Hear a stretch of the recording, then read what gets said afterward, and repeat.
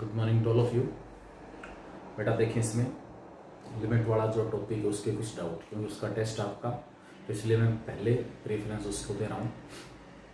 इसमें एक तो मैंने बताया था आपको Leibniz rule of differentiation under integral sign, ठीक है।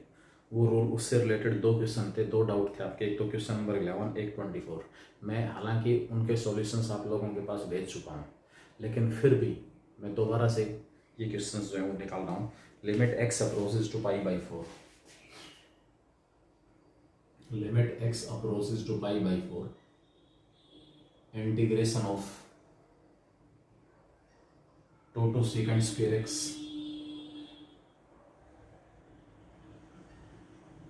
to secant square x ft dt divided by, नीचे दिया हुआ एक्स स्क्वेयर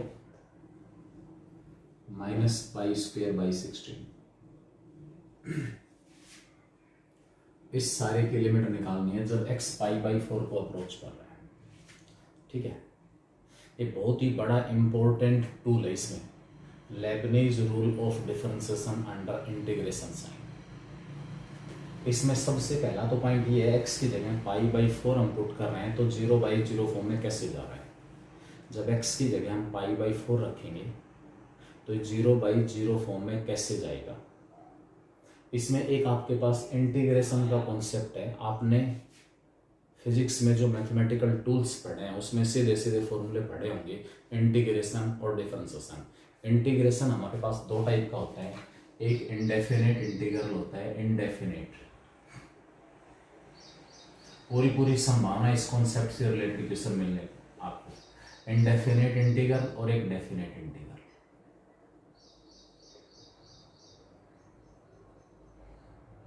हालांकि इंटीग्रेशन हम आपको पढ़ाएंगे आगे आने वाले समय में, लेकिन इन दोनों में क्या रिलेशन है वो मैं आपको बता देता हूँ। सिंपली आपने मैथमेटिकल टूल्स में पढ़ा होगा x की पावर n का इंटीग्रेशन, x के विद रिस्पेक्ट में, dx का मतलब यहाँ x जो है वो इंटीग्रेशन का वेरिएबल है। x के विद रिस्पेक्ट में इंटीग्रेशन परफॉर्म किया जा रहा है, x की पावर का इंटीग्रेशन x की पावर n+1 अपॉन में n+1। और इनडेफिनेट इंटीग्रल निकालते समय हम क्या कहते हैं, ये कांस्टेंट c ऐड करते हैं इसमें। किसी भी फंक्शन के इंटीग्रल की डेफिनेशन क्या होती है, इंटीग्रल एक हमारे पास इनडेफिनेट होता है, दूसरा डेफिनेट होता है। इनडेफिनेट और डेफिनेट में क्या डिफरेंस है, क्या कुछ है दोनों के दोनों, वो एक बार देख लें। इसमें मैं अगर डिफाइन करना चाहूँ इंटीग्रल को, what do you mean by, इस क्वेश्चन के ऊपर मैं थोड़ी देर बाद में आ रहा हूँ। Integral of a function,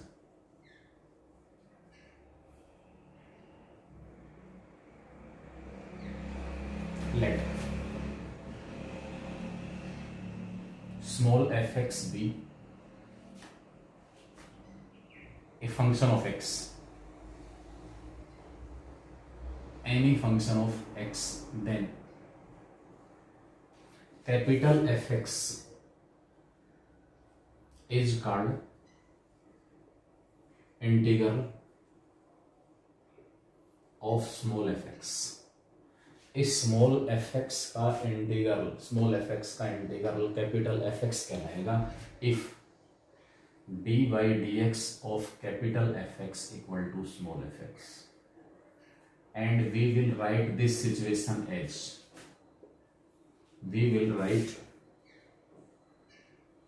it as integration of f(x) with respect to x, it is equal to capital f(x). ठीक है। स्मॉल f(x) का इंटीग्रल कैपिटल f(x) कब कहलाएगा, जब इस कैपिटल f(x) का डेरिवेटिव स्मॉल f(x) आ रहा हो। मतलब किसी भी फंक्शन का मुझे इंटीग्रल निकालना है तो मुझे ऐसे फंक्शन की तलाश है जिस फंक्शन को मैं डिफरेंशिएट करूं तो मेरे पास वो दिया हुआ फंक्शन आ जाए। स्मॉल f(x) का इंटीग्रल निकालना है, मुझे ऐसे फंक्शन की तलाश है जिसको मैं डिफरेंशिएट करूं कैपिटल f(x) को, तो उसका इंटीग्रल क्या आ जाए, स्मॉल f(x). वो कैपिटल f(x) इस स्मॉल f(x) का क्या कहलाएगा, इंटीग्रल कहलाएगा। फॉर एग्जांपल, सपोज आपके पास जो स्मॉल f(x) है ना, वो मेरे पास एक्स स्क्वायर है। जस्ट मैंने एक एग्जांपल लिया है। अब मुझे एक ऐसा फंक्शन बताओ जिसका डेरिवेटिव एक्स स्क्वायर आ रहा हो, एक ऐसा फंक्शन जिसका डेरिवेटिव एक्स स्क्वायर आ रहा हो, वो फंक्शन इसका इंटीग्रल क्या रहेगा। कैपिटल एफ एक्स यहां मैं लेके चल रहा हूं, एक्स क्यूब बाई 3।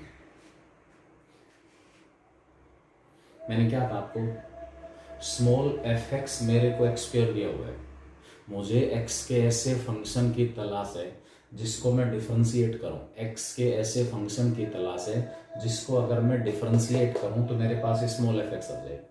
तो क्या इसका डेरिवेटिव ये नहीं आ रहा, इसका डेरिवेटिव निकालोगे कितना आएगा, 3x स्क्वायर, 3 से नीचे वाला 3 कैंसिल। इसका मतलब इस कैपिटल एफ एक्स का जो डेरिवेटिव है वो किसके इक्वल आ रहा है, स्मॉल एफ एक्स।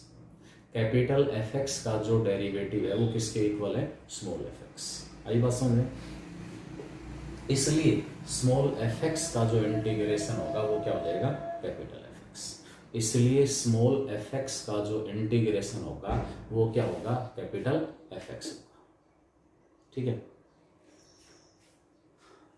कोई भी फंक्शन है, कोट एक्स है, उसका इंटीग्रेशन निकालना है, एक्स का ऐसा फंक्शन निकालना है जिसका डेरिवेटिव कोट एक्स आ रहा हो, log ऑफ साइन एक्स होता है ऐसा फंक्शन। तो ये डिटेल में हम पढ़ेंगे वहां पर। ठीक है, एक मैंने इसमें लिखा इनडेफिनेट इंटीग्रल, एक डेफिनेट इंटीग्रल।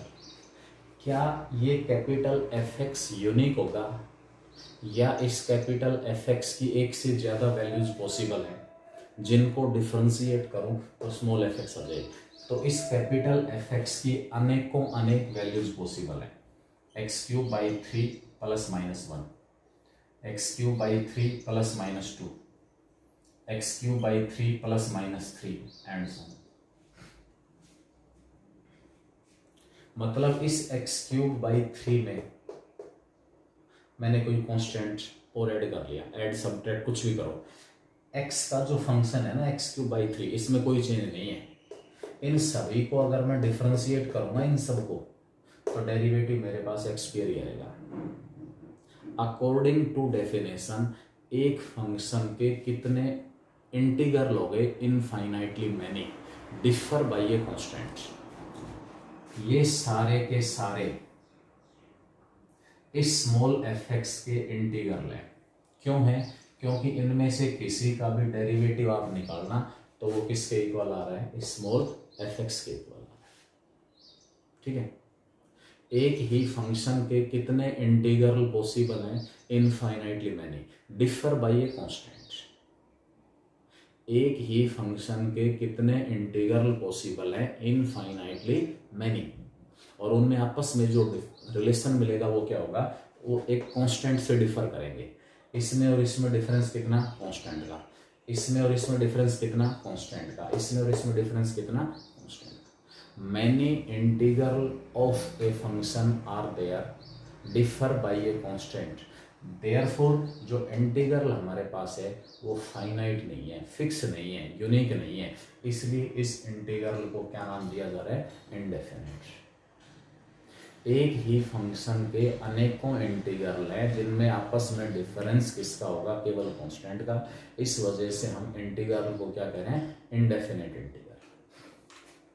मैंने यहाँ अलग अलग कोई कोई कांस्टेंट ऐड कर रखा है, तो अलग से कोई पर्टिकुलर कांस्टेंट ऐड करने की बजाय एक पर्टिकुलर कांस्टेंट की बजाय आर्बिट्रेरी कांस्टेंट ऐड कर लेंगे हम c, और इस कांस्टेंट को कह देंगे कांस्टेंट ऑफ इंटीग्रेशन c। इस c को पर्टिकुलर वैल्यूज देकर ये सारे के सारे इंटीग्रल आपके पास आ सकते हैं। ये c का रोल है। एक ही फंक्शन के अनेक जो इंटीग्रल हैं जो कि कांस्टेंट वाइज डिफर होते हैं, वो कांस्टेंट मेरे पास कौन सा है, c है। ये तो हुआ इंडेफिनिट इंटीग्रल। ठीक है, इनडेफिनिट इंटीग्रल। अब मैं थोड़ा सा बता रहा हूँ, जितना मेरे को इस लिमिट में जरूरत हो उतनी बात बता रहा हूँ बस मैं। दूसरी तरफ होता है डेफिनेट इंटीग्रल। ए और बी दो रियल नंबर है, अगर ए से बी तक मैं एफ एक्स को इंटीग्रेट कर रहा हूं, it will be capital F b minus capital F a. ये डेफिनेट इंटीग्रल हो जाएगा, is called definite integral of small F x from a to b. क्या कहेंगे इसको, ए से बी तक अगर एफ एक्स को इंटीग्रेट करना है, आप कहोगे यहाँ स्मॉल एफ था, यहाँ कैपिटल एफ है, क्या रिलेशन है दोनों में? ये जो कैपिटल एफ है ना, वो स्मॉल एफ एक्स का इनडेफिनेट इंटीग्रल है। स्मॉल एफ एक्स को अगर मैं इंटीग्रेट कर रहा हूँ, स्मॉल एफ एक्स का जो इनडेफिनेट इंटीग्रल है वो कैपिटल एफ एक्स है, कैपिटल एफ एक्स। अब पहले तो इंटीग्रेशन निकाला स्मॉल एफ एक्स का, कैपिटल एफ एक्स आया। अब कैपिटल एफ एक्स ये कैसे आया? ए इस डेफिनेट इंटीग्रल की लोअर लिमिट कहलाएगी, बी इसकी अपर लिमिट कहलाएगी। तो ए से बी तक अगर मैं एफ एक्स को इंटीग्रेट कर रहा हूं तो सबसे पहले मेरा काम होगा मैं इस एफ एक्स का इंटीग्रेशन निकालूं, capital F x, indefinite integral. फिर इस पूरे इनडेफिनेट इंटीग्रल में एक्स की जगह अपर लिमिट पुट करना, एक्स की जगह अपर लिमिट, एक्स की जगह क्या पुट करेंगे? Upper limit, minus sign, x की जगह लोअर लिमिट। 1 से 3 तक अगर आपको 1/x का इंटीग्रेशन निकालना है, 1/x का डेफिनेट इंटीग्रल, तो सबसे पहले तो मुझे 1/x का इनडेफिनेट इंटीग्रल निकालना पड़ेगा। x का ऐसा फंक्शन निकालना पड़ेगा जिसका डेरिवेटिव 1/x आ रहा है। अब कौन सा ऐसा फंक्शन x का जिसका डेरिवेटिव 1/x आ रहा है? 1/x किसका डेरिवेटिव होता है? log x का। इसका मतलब एज रीजन हो गया, डेफिनेशन है कैपिटल एफ एक्स का डेरिवेटिव अगर स्मॉल एफ एक्स है तो स्मॉल एफ एक्स का इंटीग्रेशन कैपिटल एफ एक्स होगा। मतलब जो इंटीग्रेशन है वो डिफरेंशिएशन का एंटी प्रोसेस है, एंटी। किसी फंक्शन को डिफरेंशिएट किया, आंसर आ गया, आंसर को इंटीग्रेट कर देना, वापस एफ एक्स तक पहुंच जाओगे। इसको हम एंटी डेरिवेटिव भी कह सकते हैं, एंटी डेरिवेटिव, ठीक है। As d by D x of log x, log x का जो डेरिवेटिव है 1/x होता है, इसलिए 1/x का जो इंटीग्रेशन होगा वो क्या हो जाएगा? log x, according to this definition. इसलिए इस 1/x का इंटीग्रेशन log x आया। अब इसमें लिमिट रखेंगे 1 2 3, x की जगह upper limit log 3, minus x की जगह लोअर लिमिट log 1, log 1 की वैल्यू 0, तो आंसर आपके पास कितना आ गया? हो सकता है आप ये सोच रहे हैं भाई इनडेफिनेट इंटीग्रल में जो सी था वो डेफिनेट इंटीग्रल में कहां चला गया? अगर मैं स्मॉल एफ एक्स का indefinite integral capital F X plus C कह रहा हूं, capital F X plus C, तो इस सारे इंटीग्रेशन में एक बार आप एक्स की जगह बी पुट करना, एक्स की जगह बी पुट करोगे तो capital F b plus c, minus sign, सारे इंटीग्रेशन में एक्स की जगह लोअर लिमिट पुट करना, capital F a plus c, bracket खुलेगी, ये माइनस होगी, ये भी माइनस, इस सी से सी कैंसिल, यानी कि डेफिनेट इंटीग्रल में सी का कोई रोल नहीं। डेफिनेट इंटीग्रल आपको कैसे निकालना है? पहले इनडेफिनेट इंटीग्रल निकालो, इनडेफिनेट इंटीग्रल। इनडेफिनेट इंटीग्रल में वेरिएबल की जगह अपर लिमिट रख दो, माइनस साइन, इनडेफिनेट इंटीग्रल में एक्स की जगह लोअर लिमिट, ये आपके पास है। अब मान लो कोई क्वेश्चन आपके पास ये है, ए से ए तक एफ एक्स का इंटीग्रेशन निकालो, ए से ए तक, मतलब लोअर लिमिट और अपर लिमिट दोनों सेम आ रही है। सपोज मैंने अज्यूम कर लिया इस एफ एक्स का जो इंटीग्रेशन है वो कैपिटल एफ एक्स आ रहा है, लिमिट रखी ए टू ए, एक्स की जगह अपर लिमिट रखूंगा कैपिटल एफ ए, एक्स की जगह लोअर लिमिट रखूंगा कैपिटल एफ ए, कैपिटल एफ ए में से कैपिटल एफ ए घटेगा, इसका मतलब इक्वल टू क्या आ गया? 0 हो गया। अगर दोनों लिमिट्स आपस में इक्वल है, इंटीग्रेशन की लिमिट्स आपस में इक्वल है, ये हम डेफिनेट इंटीग्रल की प्रॉपर्टीज में पढ़ेंगे, प्रॉपर्टीज में। लेकिन मैं आपको पहले बता के चला था, मैं केवल उतनी बातें बता रहा हूं जो मुझे यहाँ जरूरत है, ठीक है। तो ये आपके पास इंडेफिनेट और डेफिनेट इंटीग्रल का हल्का सा इंट्रोडक्शन, जो मुझे लिमिट का ये क्वेश्चन निकालने में जरूरी है, जरूरत पड़ेगी, ठीक है।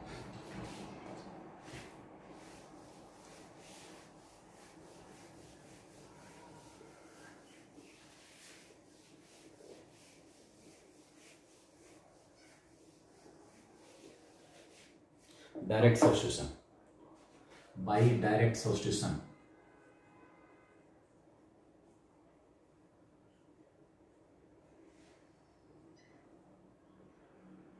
डायरेक्ट जो सब्स्टिट्यूशन है, इसका मतलब आप एक्स की जगह पाई बाई 4 रखोगे, तो अब जो इसका नंबरेटर वो क्या बन जाएगा, 2 सीकेंड 45, सीकेंड 45 क्या होता है, रूट टू का स्क्वायर 2, इसलिए x की जगह पाई बाई 4 रखने से अपर लिमिट क्या आ गई, 2 से 2 तक एफ टी का इंटीग्रेशन। अभी मैं आपको बता रहा था अगर डेफिनेट इंटीग्रल की दोनों लिमिट्स सेम है तो आपके पास जो इंटीग्रेशन आएगा वो क्या आएगा, 0। क्यों, क्योंकि इसका इंटीग्रेशन कुछ भी आए उसमें आप x की जगह अपर लिमिट पुट करोगे, माइनस साइन एक्स की जगह लोअर लिमिट पुट करोगे, इसका मतलब अपर लिमिट के ऊपर भी वैल्यू वही कैपिटल एफ ए, लोअर लिमिट के ऊपर भी वैल्यू वही कैपिटल एफ ए, आपस में सब्ट्रैक्ट करेंगे तो 0। तो डायरेक्ट सब्स्टिट्यूशन से इसकी जो वैल्यू 0 आ रही है वो इस वजह से आ रही है, by direct substitution 0/0 form, L Hospital rule. बेटा ध्यान रखना, अगर 0/0 या इन्फिनिटी/इन्फिनिटी इन दोनों में से किसी भी एक फॉर्म में आपका क्वेश्चन रिड्यूस हो रहा है डायरेक्ट सब्स्टिट्यूशन से, आप बेझिझक उसमें एल हॉस्पिटल रूल अप्लाई कर दें, प्रोवाइडेड उसका जो डेरिवेटिव निकालना है नंबरेटर और डिनोमिनेटर का वो क्वाइट इजी हो, ज़्यादा कॉम्प्लिकेटेड ना हो। नंबरेटर और डिनोमिनेटर का डेरिवेटिव निकालना बहुत ज़्यादा मुश्किल ना हो, उस केस में आप एल हॉस्पिटल रूल अप्लाई करने से। यहाँ मैं यूजिंग एल हॉस्पिटल रूल,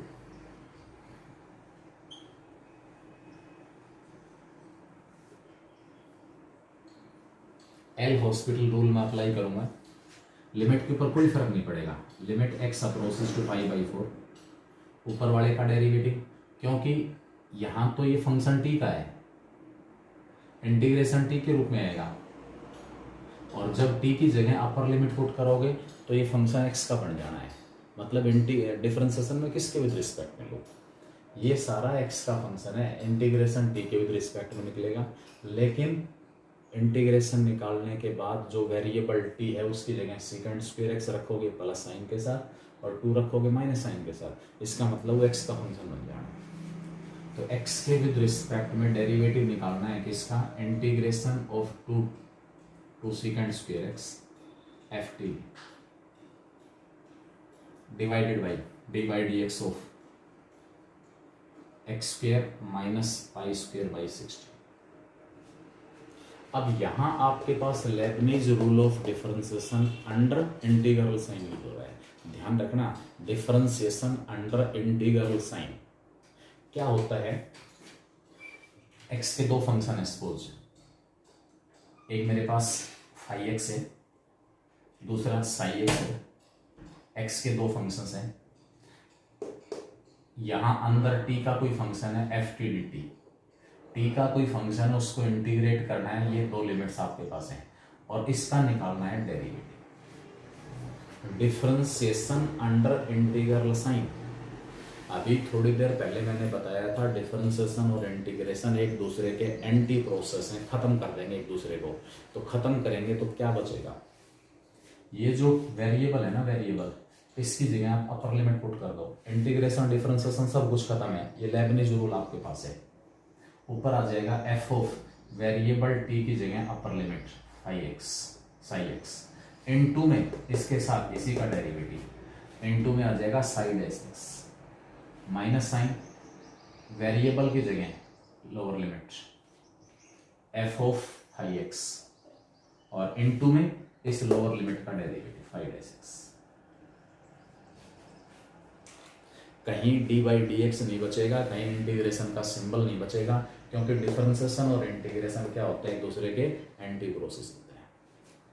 फिर रिपीट कर देता हूँ एक बार, अंदर वेरिएबल डिफरेंट होगा, इन दोनों में वेरिएबल या तो कोई एक कांस्टेंट हो सकता है, दोनों में से कोई एक कांस्टेंट, ठीक है, या दोनों वेरिएबल, दोनों कांस्टेंट भी हो सकते हैं, उस केस में इस रूल से आप डिफरेंशिएट करोगे तो 0 आ जाएगा, क्योंकि अपर लिमिट अगर कांस्टेंट है तो अपर लिमिट का डेरिवेटिव लेना है साथ, पहले इस सारे इसको बोलेंगे इंटीग्रेंड, इंटीग्रेंड dt को छोड़ देना, dt ये स्मॉल एफ टी जो है वो इंटीग्रेंड है जिसको इंटीग्रेट करना है, इंटीग्रैंड में जहां कहीं वेरिएबल टी आया हुआ है उसको अपर लिमिट से रिप्लेस कर दो, चाहे वो किस भी फॉर्म में, और इनटू में उस अपर लिमिट का डेरिवेटिव माइनस साइन, इंटीग्रैंड में वेरिएबल को लोअर लिमिट से रिप्लेस कर दो, इनटू में इस लोअर लिमिट का डेरिवेटिव। ये हमारे पास होता है Leibniz rule of differentiation under integral sign. ठीक है,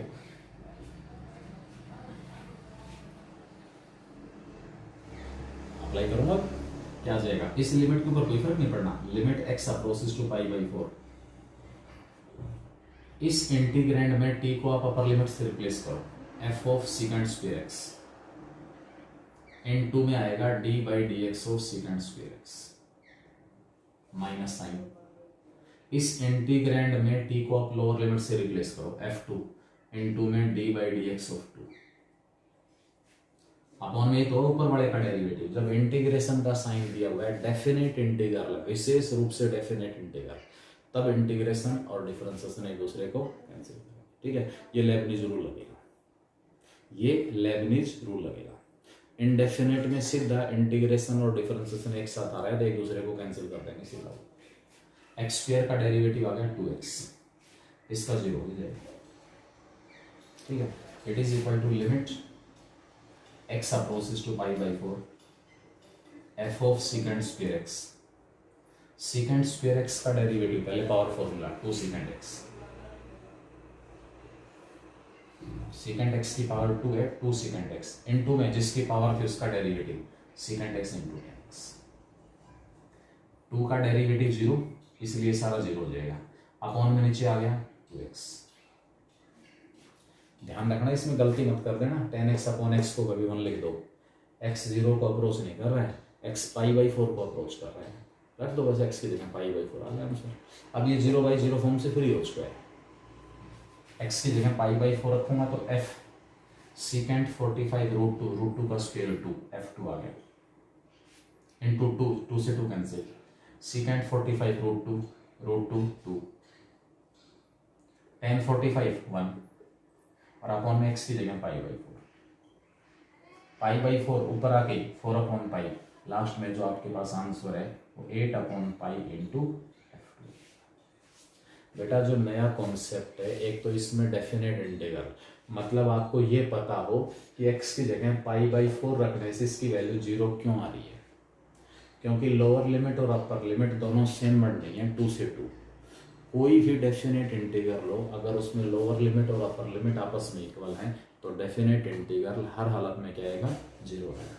ठीक है, और दूसरा, जब डायरेक्ट सब्स्टिट्यूशन से 0 बाई 0 फॉर्म आ गई, मैं एल हॉस्पिटल रूल अप्लाई कर रहा हूँ, एल हॉस्पिटल रूल अप्लाई करूंगा तो ऊपर वाले का डेरिवेटिव निकालते समय डिफरेंशिएशन अंडर इंटीग्रल साइन, और उसके लिए आपके पास क्या होगा, Leibniz rule of differentiation under integral.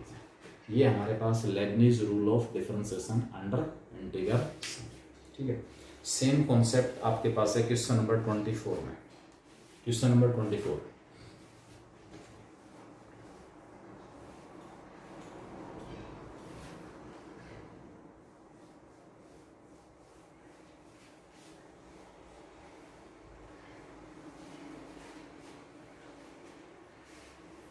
क्या है, question number 24, value of limit x approaches to 0, value of limit x approaches to 0, 0 to x square, 0 to x square cos t square dt upon में, ये ऊपर integration अलग, upon में नीचे दिया हुआ है x sin x। एक और बेटा नेगेटिव पॉइंट आपको बताता हूं कि आप लोग पढ़ाई कितनी सीरियसली कर रहे हो, मतलब जो क्वेश्चन मैंने सोल्व कर दिया बंसल के असाइनमेंट में, कम से कम 3 या 4 क्वेश्चन मैंने ऐसे लिखे हैं इसमें, जो आपने डाउट भेजे थे उसमें कि भाई ये question as it is Bansal वाले नोट्स का ये बड़ा क्वेश्चन नंबर है, मतलब वो ये दर्शा रहा है कि आप कितना सीरियसली वीडियो देख रहे हो और कितना सीरियसली क्वेश्चंस को समझ रहे हो। मतलब आपको इतना अंदाजा नहीं है कि भाई यही सेम क्वेश्चन सर ने उस वीडियो में डिस्कस कर दिया था और मैं फिर दोबारा इसको टिक लगा के भेज रहा हूँ। मैंने लिखा उनके सामने, फिर दोबारा नहीं निकाले वो कि this question Bansal assignment question number 10। अगर किसी को प्रॉब्लम अपना वीडियो देखे कि भाई ये क्वेश्चन नंबर इस वीडियो में यहाँ से लेकर यहाँ तक के क्वेश्चन है, तो मेरा क्वेश्चन इस वीडियो के अंदर है या अगले के अंदर है, और उसके अकॉर्डिंग उसको चला के देख लें। एक बार क्वेश्चन वीडियो में देख लिया समझ में आ जाना चाहिए वो। डायरेक्ट सॉल्यूशन, एक्स की जगह 0 पुट करेंगे, 0, इंटीग्रेशन की लिमिट 0 to 0 हो गई, 0 to 0, 0 to 0 कुछ भी हो जाए, इंटीग्रेशन क्या रहेगा 0 है ना। सेम लिमिट्स के बीच में किसी भी फंक्शन को इंटीग्रेट करना, डेफिनेट इंटीग्रल की value 0। On direct substitution, on direct substitution 0/0 form using L-Hospital rule, using L-Hospital rule, L-Hospital rule की हेल्प से it will be limit x approaches to 0, ऊपर वाले का derivative d/dx of integration of 0 to x square cos t square dt upon में d/dx of x into sine x। ऊपर फिर से Leibniz rule, Leibniz rule of differentiation under integral sign ऊपर, it is equal to limit x approaches to 0, differentiation integration खत्म हो जाएंगे। इस integrand में वेरिएबल t की जगह अपर लिमिट रखोगे, cos t की जगह x स्क्वायर रख लिया, x स्क्वायर का स्क्वायर, ध्यान रखना एंगल है, इनटू में अपर लिमिट का डेरिवेटिव, वेरिएबल की जगह अपर लिमिट, इनटू में अपर लिमिट का डेरिवेटिव, तो इनटू में आ जाएगा एक्स स्क्वायर का derivative 2x minus sign, variable की जगह लोअर लिमिट cos 0 और 0 का डेरिवेटिव 0, ये cos 0 1, लेकिन 1 के साथ क्या मल्टीप्लाई है 0, इसकी वजह से ये खत्म, अपॉन में नीचे वाले का डेरिवेटिव प्रोडक्ट रूल से x as it is sine x का cos x plus sine x as it is और x का, ठीक है। ये केस आ गया, limit x approaches to 0, cos x की पावर 4 एंगल हो गया, n2 में 2x अपॉन में x cos x plus sine x। दो पॉसिबिलिटी यहां से आगे, डायरेक्ट सब्स्टिट्यूशन, x की जगह 0 पुट करूंगा, फिर से 0/0 फॉर्म, ये x इस सारे को 0 बना देगा, 0 × 1 और ये 0, डायरेक्ट सब्स्टिट्यूशन से वैल्यू फिर दोबारा किस फॉर्म में जा रही है 0/0 फॉर्म में जा रही है, 0/0 फॉर्म, ठीक है।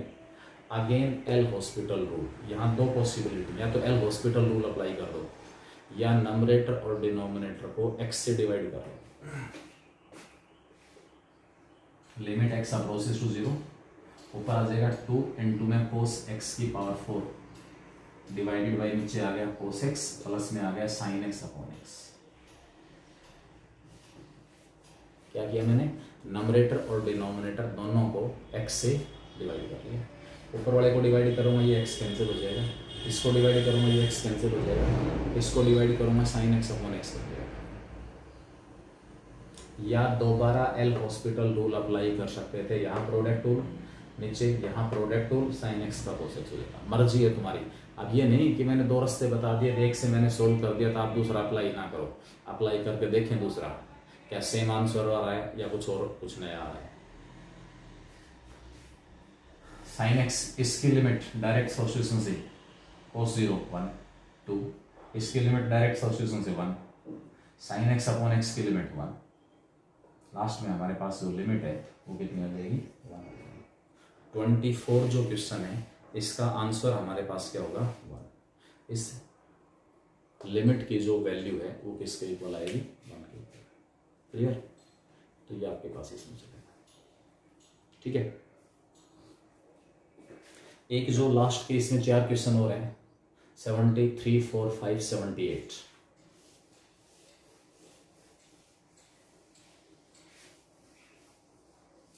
सबसे पहले इसमें 78 क्वेश्चन दिया हुआ है। 78 क्या है 78 question, limit x approaches to 3 3 raise to power x, limit 78 question है, लिमिट x अप्रोचेस टू 3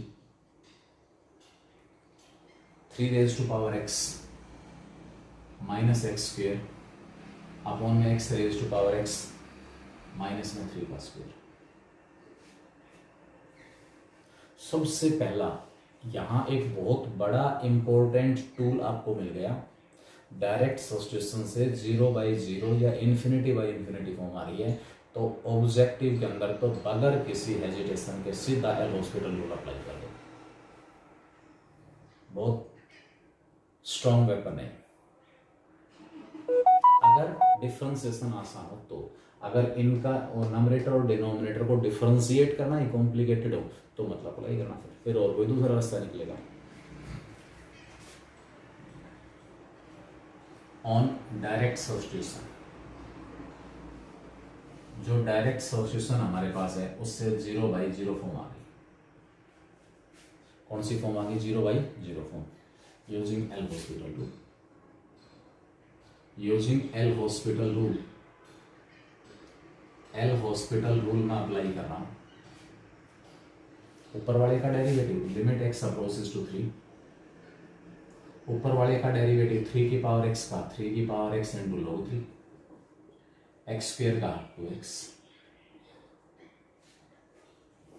इसका डेरिवेटिव a की पावर x वाला फॉर्मूला 3 की पावर x इंटू में log 3 माइनस में एक्स स्क्वेयर का 2x, नीचे x की पावर x का भी निकाला है लॉगरिथमिक डिफरेंशिएशन से, x की पावर x का डेरिवेटिव लॉगरिथमिक डिफरेंशिएशन से x की पावर x इंटू में 1 प्लस log x, 3 की पावर 2 9 कांस्टेंट है 0, कांस्टेंट का डेरिवेटिव 0, यानी कि मैंने एल हॉस्पिटल रूल अप्लाई किया। ऊपर वाले का डेरिवेटिव अलग, नीचे वाले का डेरिवेटिव अलग। कहीं अब भी ये फिर दोबारा 0/0 फॉर्म में तो नहीं जा रहा? अगर अब भी ये 0/0 फॉर्म में जा रहा है फिर दोबारा से L Hospital rule, otherwise successive times L Hospital rule apply करके 1-2 स्टेज के बाद ये 0/0 या इन्फिनिटी बाई इन्फिनिटी फॉर्म से फ्री हो जाएगा। रख दो एक्स की जगह 3 की power 3 27 into log 3 minus 2 into 3 6 divided by 3 की पावर 3 27 इंटू 1 प्लस 2। ज़्यादा से ज़्यादा ऊपर से 3 कॉमन निकाल सकते हो, ये कैंसिल मत कर देना। ऊपर से 3 कॉमन निकालूंगा 9 log 3 माइनस 2 अपॉन में 27 कॉमन है 1 प्लस log 3 से नीचे ना निकालना। ये आपके पास इस लिमिट की वैल्यू हो जाएगी, ये इस लिमिट की वैल्यू हो जाएगी। ठीक है, कैसे निकाल रहे हैं? L Hospital. ठीक है, क्वेश्चन नंबर 75,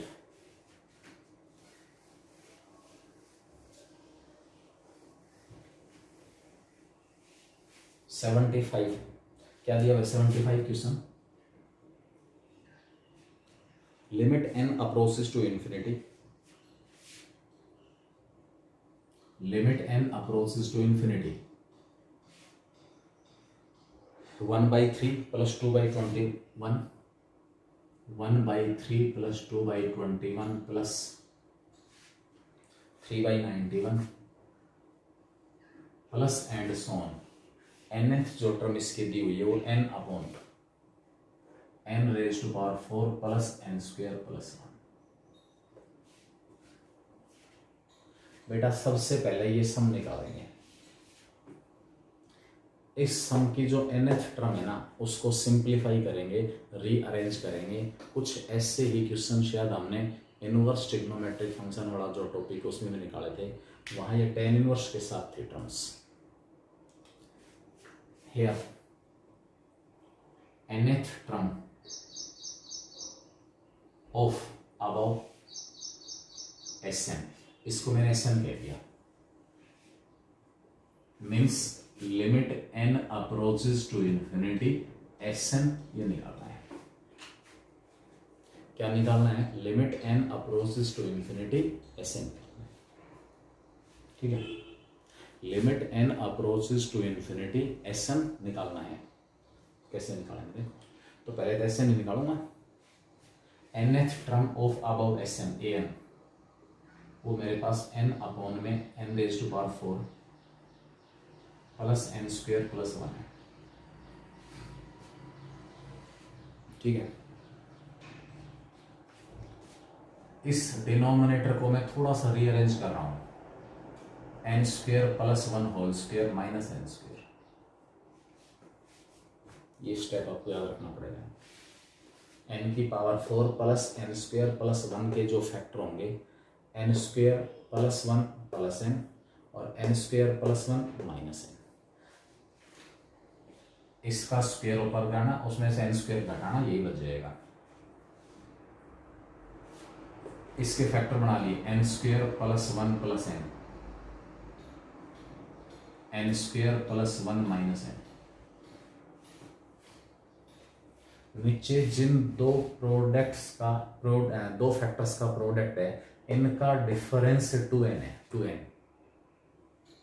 ये जोड़ तोड़ हो रहा है यहाँ पर, इसको पार्शियल फ्रैक्शन कहेंगे। मैंने 2 से ऊपर मल्टीप्लाई कर दिया, 2 से नीचे। इस 2n को मैं इन दोनों फैक्टर्स के डिफरेंस के रूप में लिखूंगा।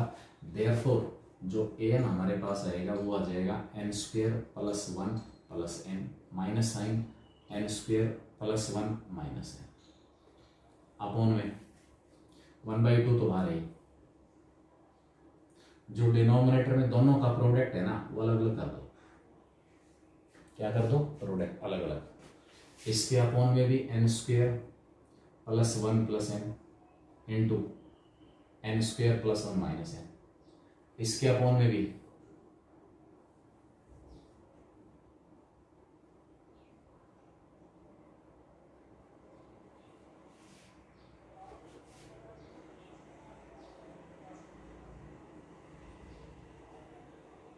और सारे के बारे 1/2। यहाँ इस फैक्टर से वाला फैक्टर कैंसिल हो गया, यहाँ इस फैक्टर से वाला फैक्टर कैंसिल हो गया। यानी कि जो nth टर्म मेरे पास है ना, nth टर्म वो बचेगी 1/2 times of 1 upon n square plus 1 minus n minus sign 1 upon n square plus 1 plus nth term आ गया। जिस Sn की लिमिट निकालनी है as n approaches to infinity, वो Sn निकालता हूं। देयरफॉर Sn 1/2 तो सभी के साथ रहेगा। n की जगह 1 पुट करोगे, n की जगह 1 पुट करोगे तो भी बाहर 1/2 रहेगा। n की जगह 2 पुट करोगे तो भी बाहर 1/2 रहेगा। n की जगह 3 पुट करेंगे तो भी बाहर 1/2 रहेगा एंड सो ऑन। सबसे पहले मैंने n की जगह 1 पुट किया, 1 अपॉन 1 का square plus 1 minus 1 minus 1 upon 1 का square plus 1 plus 1 plus sign, ये तो हुआ a1। इस nth टर्म में an में n की जगह 1 पुट किया तो ये a1 आया, प्लस में a2 1 अपॉन n की जगह 2 पुट करेंगे, 2 का square plus 1 minus 2 minus sign 1 upon 2 का square plus 1 plus 2 plus n की जगह 3 पुट करेंगे, 1 अपॉन 3 का square plus 1 minus 3 minus 1 upon 3 का square plus 1 plus and so on. Last में आ जाएगा an। क्या होगा an? an हमारे पास है 1 upon n square plus 1 minus n और माइनस का 1 upon n square plus 1 plus n. अब क्या करूं? सोल्व कर लेता हूं इसको। 1 प्लस 1 माइनस 1, ये तो 1 आ गया, ये 3 आ गया। 2 का स्क्वायर 4 प्लस 1 5, 5 माइनस 2 ये 3 आ जाएगा। 2 का स्क्वायर 4 प्लस 2 6 प्लस 1 7। 3 का स्क्वायर 9, 9 प्लस 1 10, 10 माइनस 3 माइनस 7। 3 का square 9 plus 4 13 and so on. ये a1, ये a2, ये a3 और ये an। जब इनको ऐड करूंगा, इसका सेकंड पार्ट इसके फर्स्ट से कैंसिल, इसका सेकंड इसके फर्स्ट से कैंसिल, इस टर्म का सेकंड पार्ट इससे अगले टर्म के फर्स्ट पार्ट से कैंसिल। ये वाला जो फर्स्ट पार्ट है ना, इससे पहले टर्म के सेकंड से कैंसिल हो जाएगा। यहां सिमेट्री बनती है हमेशा। अगर पहले टर्म का पहला पार्ट बच रहा है तो लास्ट टर्म का सेकंड पार्ट बचेगा। अगर पहले टर्म का दूसरा पार्ट बच रहा है तो लास्ट टर्म का फर्स्ट पार्ट बचेगा। ठीक है, ये रहेगा इसमें। क्या बचा? Sn जो है वो आ गया 1/2 times of 1 minus 1 upon n square plus 1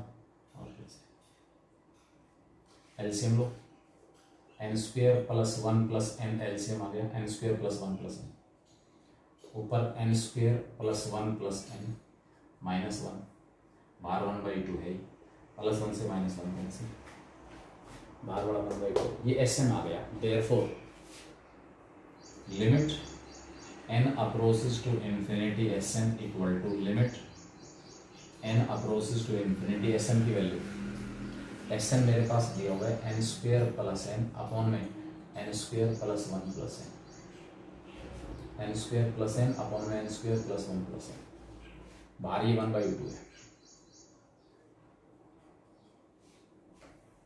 अब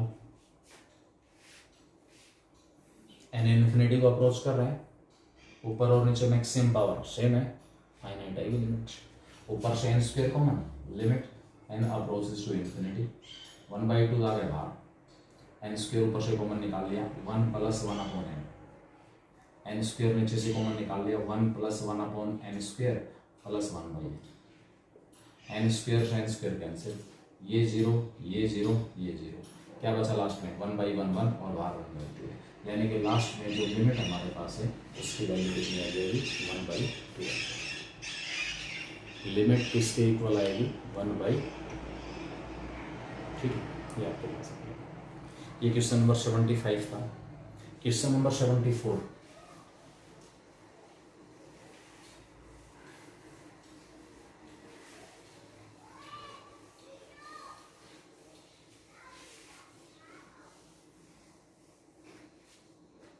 क्वेश्चन नंबर 74 क्या दिया हुआ है, limit n approaches to infinity,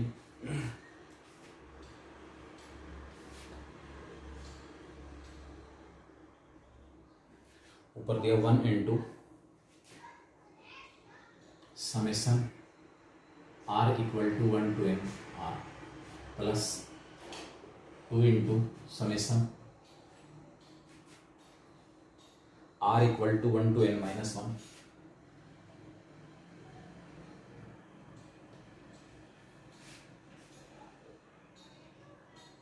r plus 3 into summation r equal to 1 to n minus 2 r, r equal to 1 to n minus 2 r, और last term हमारे पास given है plus and so on n into 1। देखो double summation use हो रहा है यहाँ पर, पहली जो टर्म है इसके अपॉन में हो रहा है, इसके अपॉन में है n की पावर 4। मेन स्टेप इसमें ऊपर वाले की वैल्यू निकालना है, ऊपर वाले की वैल्यू, ठीक है। अब ऊपर वाले की वैल्यू कैसे निकले वो देखें आप लोग, ऊपर वाले की वैल्यू कैसे निकालूंगा, बाहर जो कोफिशिएंट है ना, पहले टर्म में 1 है, दूसरी टर्म में 2 है, तीसरी टर्म में 3 है, और nth टर्म में बाहर वाला कोफिशिएंट n हो गया। दूसरा जो पार्ट है r की वैल्यू 1 से लेकर n तक जा रही है, ये आपके पास r, मतलब r को पहले 1 पुट करूंगा तो ये अकेला क्या हो जाएगा बता सकते हो, ये अकेला क्या होगा, r की जगह पहले 1 पुट किया, 1 + 2 + 3 plus and so on n, आएगा नहीं आएगा, यानी कि ये जो समेशन है वो सिग्मा n हो जाएगा, n इंटू n प्लस 1/2। ये बड़ा जो समेशन है ना वो सिग्मा n माइनस 1 हो जाएगा, sigma n minus 1, n into n minus 1/2। ये बड़ा जो समेशन है वो आपके पास आ जाएगा n minus 1 into n minus 2/2, इसके साथ 3 रहेगा and so on, last term n रहेगी, लास्ट टर्म क्या रहेगी n, ठीक है। दो पॉसिबिलिटी मेरे पास है इसमें, एक तो इनमें सब की वैल्यू पुट कर लूँ, फिर एलसीएम वगैरह लेके सिंप्लीफाई करूँ। सेकंड जो पॉसिबिलिटी हमारे पास है, इसमें जो नंबरेटर दिया हुआ है ना, नंबरेटर मैं इसी को डबल समेशन के रूप में लिख रहा हूँ, जो मेरे पास नंबरेटर गिवन है इसी को भी मैं डबल समेशन के रूप में लिख रहा हूँ। ये हमारे पास क्या आ गया, समेशन के, आर तो है इसमें, के की एंट्री और करा दिया है, ये सारा का सारा मेरे पास क्या हो गया, ऊपर वाला जो समेशन दिया हुआ है उसकी वैल्यू किसके इक्वल आ रही है, लास्ट में जो लिमिट हमें निकालनी है वो हम निकाल लेंगे, इसको n की पावर 4 से डिवाइड करके। पहले इस समेशन की वैल्यू निकालता हूँ, 1 into summation r equal to 1 to n r, 2 into summation r equal to 1 to n minus 1 r, 3 into summation r equal to 1 to n minus 2 r, plus and so on, last में आ गया n into. It is equal to, बेटा इसको solve करना पड़ेगा, फिर जो भी सोल्व करने के बाद आएगा उसको n की पावर 4 से डिवाइड करके और उसकी लिमिट ले लेंगे as n approaches to infinity. Double summation का क्वेश्चन है, डबल समेशन का। एक तो r के ऊपर सम ऑपरेट हो ही रहा है, एक बाहर वाला जो फैक्टर है ना वो भी चेंज हो रहा है, 1 2 3 और लास्ट में n। मैं इस बाहर वाला जो समेशन है इसके अंदर, इसको मैंने ले लिया summation k equal to 1 to n,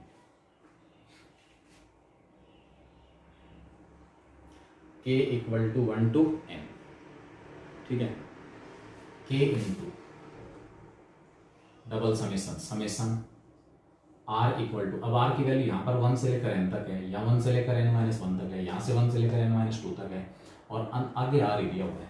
इसका मतलब k का रोल कहीं ना कहीं यहाँ भी आएगा, r equal to 1 to n minus k और r। अब आप कहोगे कैसे क्या कर लिया, बाहर वाला जो k है ना, k की जगह 1 पुट करोगे। अब मैं इसको ओपन कर रहा हूं, बाहर वाला समेशन ओपन कर रहा हूं, बाहर वाला समेशन, बाहर वाला समेशन ओपन करने का मतलब है इस सारे के अंदर k की जगह 1 पुट कर दो, इस सारे में k की जगह क्या पुट कर लो 1। कैसे पुट करूं, रखो 1, तो 1 इंटू में summation r equal to 1 to k की जगह 1 पुट करते, माइनस 1 से प्लस 1 कैंसिल। अगर k की जगह 1 पुट करते आपके पास ये वाली टर्म आ गई है तो ठीक है, k की जगह 1 पुट किया, 1 into summation r equal to 1 to n हो जाएगा, माइनस 1 से प्लस 1 कैंसिल r, पहली टर्म। k की जगह 2 पुट करूंगा तो 2 into summation r equal to, k की जगह 2 पुट करोगे तो n minus 2 plus 1 n minus 1 r, k की जगह 3 पुट करेंगे, 3 इंटू r की वैल्यू 1 से लेकर कहाँ तक, n minus 3 plus 1 n minus 2 तक, एंड सो ऑन। और लास्ट टर्म में k की जगह अगर आप n पुट कर दोगे, k की जगह n पुट करेंगे तो क्या आएगा, ये n हो जाएगा, n माइनस n 0, r की वैल्यू 1 से लेकर कहाँ तक, r की वैल्यू कहाँ से 1 से लेकर 1 तक, तो केवल अगली टर्म बचेगी n इंटू 1। एक ये कॉन्सेप्ट इसमें समझना है, ठीक है। अब ये वाला जो समेशन है इसकी वैल्यू निकालोगे पहले, ये भी k के ऊपर डिपेंड कर रहा है, ध्यान रखना, लेकिन पहले इस समेशन की वैल्यू निकालोगे। It is equal to summation k equal to 1 to n k into, इसकी वैल्यू निकालता हूँ मैं, r की वैल्यू स्टार्ट करूंगा 1 से लेकर कहाँ तक जाएगी, n माइनस k प्लस 1 तक। r की जगह पहले 1 पुट करूंगा 1, फिर r की जगह 2, क्योंकि सम तो r के ऊपर लग रहा है ना, r की जगह पहले पुट करना है 1, फिर r की जगह 2, फिर r की जगह 3, लास्ट में r की जगह क्या पुट करना है, plus and so on, last में r की जगह n माइनस k प्लस 1। एक टर्म है, बता सकते हो ये सम क्या हो गया। अब ये वाला समेशन खत्म हो गया, क्योंकि इस समेशन को मैंने ऑपरेट कर लिया, एक्सपेंडेड फॉर्म लिख लिया इसका, इस शॉर्ट फॉर्म की जगह ये एक्सपेंडेड फॉर्म लिख लिया, summation k equal to 1 to n k into, पहले n नेचुरल नंबर्स का sum n into n plus 1 upon 2 आता है, लेकिन यहाँ नेचुरल नंबर्स की संख्या कितनी है, n माइनस k प्लस 1। जो सिग्मा n आपके पास फॉर्मूला होता है n इंटू n प्लस 1/2, वो फॉर्मूला यूज कर लें। लेकिन यहाँ नेचुरल नंबर्स की संख्या n माइनस k प्लस 1 है, n minus k plus 1 into में, ये तो n हो गया, n प्लस 1 और n minus k plus 1 plus 1 plus 2 और अपॉन 2।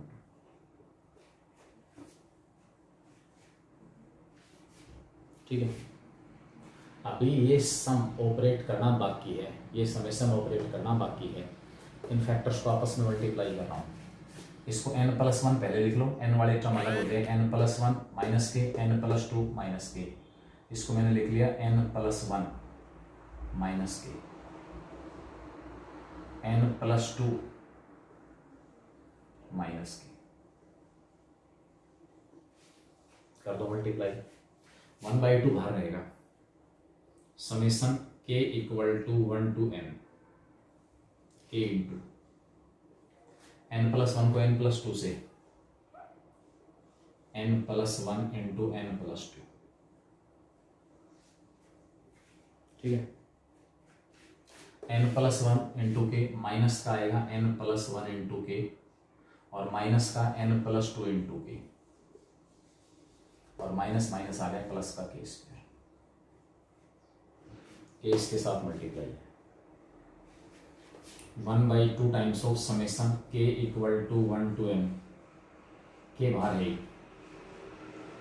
n+1 इंटू n+2, इन दोनों में से माइनस का k कॉमन निकाल लिया, n+1 प्लस में n+2 2n+3,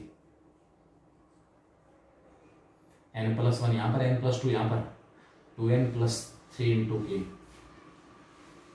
और प्लस का के स्क्वायर। अब बाहर वाला के अंदर ले आओ, इसके साथ भी के, इसके साथ के स्क्वायर और इसके साथ के क्यूब,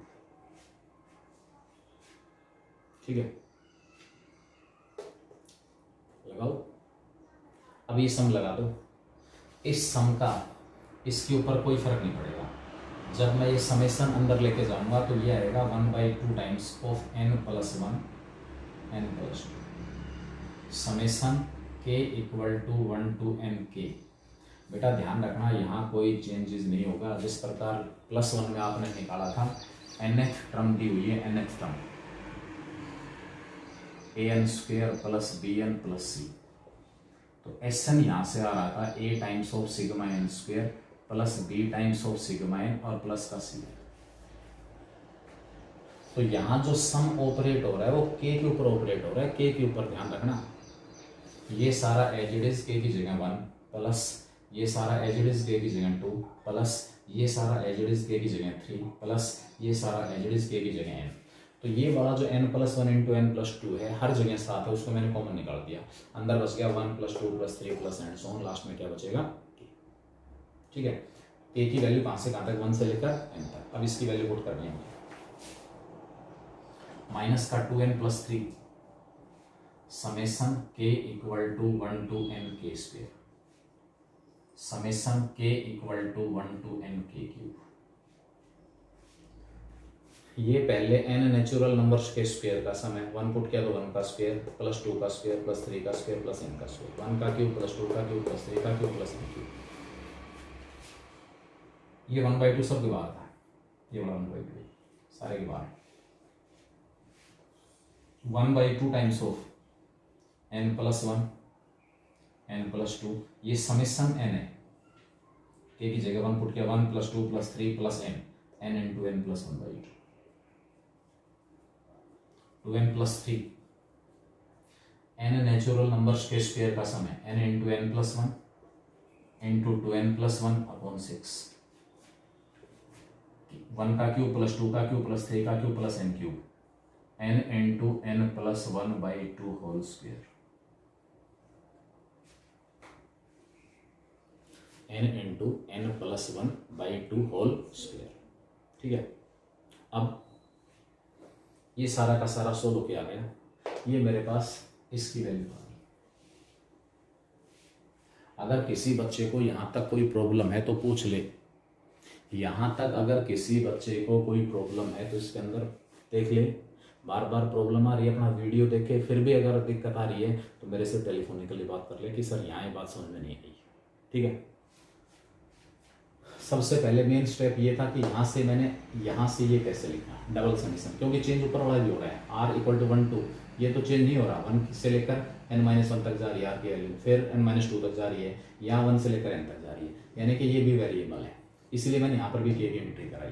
k को जब मैं 1 पुट करूँगा तो ये क्या बन जाएगा, जब मैं k को 1 पुट कर रहा हूँ पहले बाहर वाला समेशन ओपन करूँगा, k की जगह 1 पुट करते पहली टर्म आएगी, k की जगह 2 पुट करते दूसरी टर्म आएगी, k की जगह 3 पुट करते तीसरी टर्म आएगी, और k की जगह n पुट करते लास्ट टर्म आएगी, ठीक है। अब जो क्वेश्चन हमारे पास है वो क्या बन गया, n की पावर 4 कॉमन निकाल लो इसमें से, n की पावर 4 4 फैक्टर है, सब में से एक n कॉमन निकलेगा, 1/2 हार है, मैंने n की पावर 4 कॉमन निकाल लिया बाहर। क्यों निकाल रहा हूँ, क्योंकि जो लिमिट निकालनी है उसमें नीचे n की पावर 4 दिया हुआ है, एक n इस ब्रैकेट में से, एक इसमें से, एक इसमें से, एक इसमें से, तो n की पावर 4 है, पहली ब्रैकेट 1 + 1/n बच जाएगी, दूसरी ब्रैकेट 1 + 2/n बच जाएगी, ये n कॉमन ही गया, ये लास्ट वाली ब्रैकेट 1 + 1/n बचेगी, अपॉन में 2 रहने दो, कोई दिक्कत नहीं है।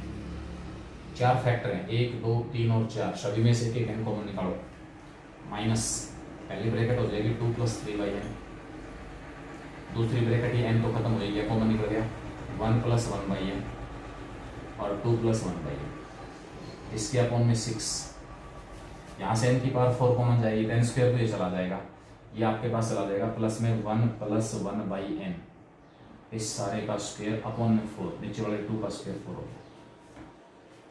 रिक्वायर्ड जो लिमिट आपको निकालनी है ना, ये वाली लिमिट, अब इसमें लिमिट ले लेना, लास्ट में limit n approaches to infinity, और ये सारा और इसके अपॉन में n की पावर 4, इस n की पावर 4 से n की पावर 4 क्या हो गया, कैंसिल, 1/n 2/n 3/n, इस टाइप के सारे टर्म किसको अप्रोच करेंगे, 0 को।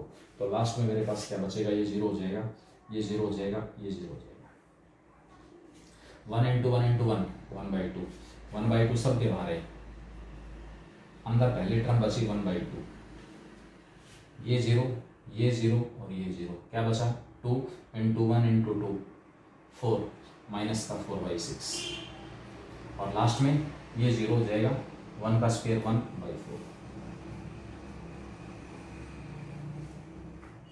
और सारे के बाहर क्या प्रेजेंट है 1/8, 4/6 का मतलब क्या होगा 2/3, एलसीएम लेना एक साथ में, सभी का एलसीएम लेंगे कितना आएगा 1/2 साथ है बाहर वाला, एलसीएम 12 हो गया, 2 को 6, 3 से डिवाइड किया 4 8, और लास्ट में 1/4 3, 6 और 3 9 में से 8 घटा दिया तो 1 बड़े 12 और 1 बड़े 2, लास्ट में जो आंसर हमारे पास है लिमिट जो है उसकी वैल्यू 1/24 है।